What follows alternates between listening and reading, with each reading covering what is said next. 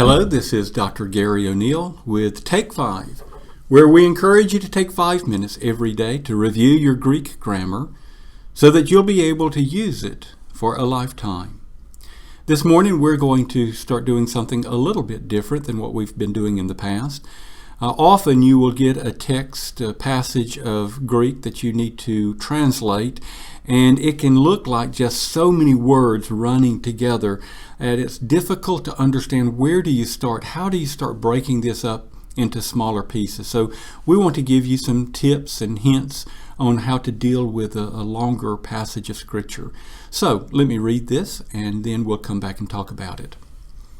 Apokrithesan un hoi iudaioi kai epan auto te semean dek nues hemen hati tauta poies apokrithe Jesus kai epan autos lusate tan nean tautan kai in trisin hemerais egero autan. Okay, so how do we start breaking this up into a little smaller sections? Well, first of all, take advantage of the punctuation marks. Now, we understand that the punctuation marks are editorial decisions. They were not in the original text, but they are good decisions. And so at this stage of the game, I would encourage you just to accept the editorial punctuation marks to help you start breaking the passage apart. And so just notice the ones that we have here.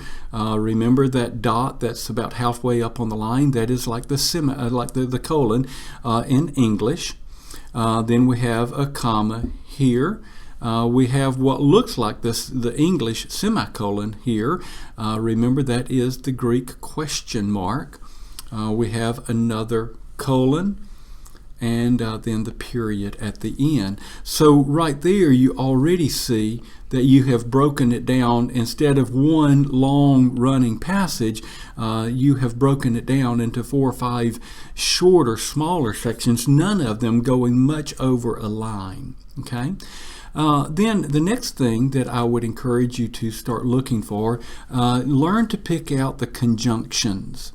Okay, so do you remember what a conjunction is?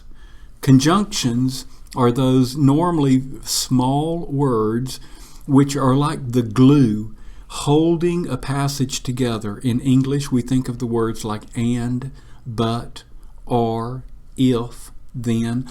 All of those words are conjunctions. And so often they are going to relate one clause to another clause. So the author will say something, and then based upon that, he'll say, therefore, do X, Y, Z. So it works the same way in Greek. So let's pick out the conjunctions that we find here in our passage. Un is our first conjunction. It means therefore. Kai. Kai is the most common Greek conjunction.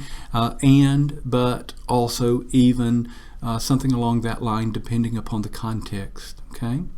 Hati.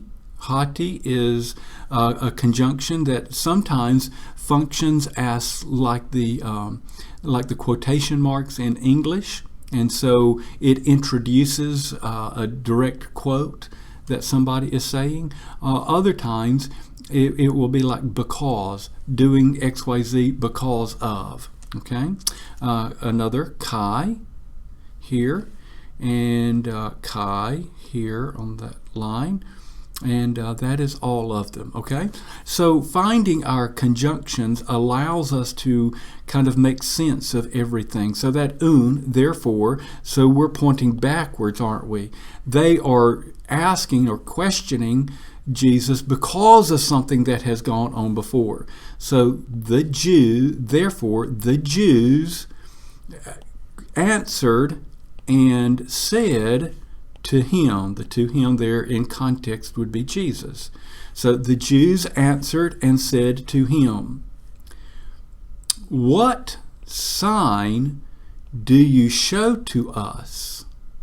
So what sign do you show to us? And I'm putting it in that form because remember we're dealing with a question mark. We see the punctuation mark down here. So what sign do you show to us that you do these things. Jesus answered and said to them, destroy this temple, and in 3 days I will raise it. Okay? So learn to start picking out these conjunctions and noticing the punctuation marks as you're dealing with a passage, and as you practice that, you'll be able to start seeing smaller and smaller sections of words that go together and make sense together in relation to the clauses around them. Okay, that's it for today. We will see you next time on Take 5.